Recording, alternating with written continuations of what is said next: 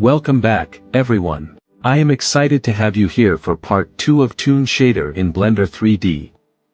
In case you have just joined us, don't worry, we will keep things easy and quick, so we can make this shader even easier to achieve than in the last video. This tutorial is for you whether you're a newcomer or just want to speed up your workflow. So without wasting time, let's start the video. First, select the object you want to upshade. Then press Ctrl 2 to apply the subdivision surface modifier and right-click to shade smooth. Then go to the render workspace, then go to factors and click on ambient and bloom, and go to color management and change the view transform to standard instead of filmic. Then add a plane and scale it, then add sunlight and adjust it to the right side or adjust it to whatever angle you want.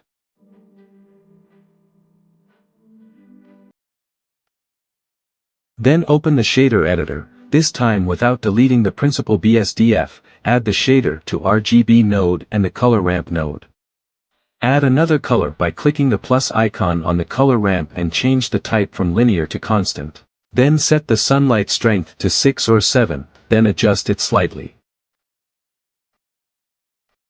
Then select the 3 colors of your choice from the color ramp and remember to darken the value of every other color a little like I'm doing.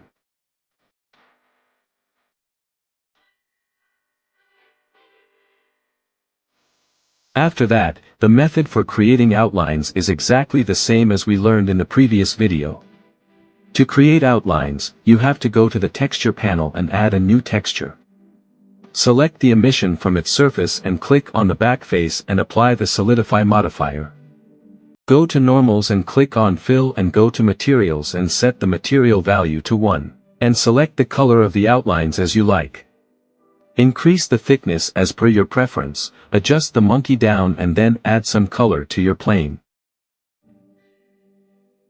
If you want, you can apply this texture to any other object, if you want to practice.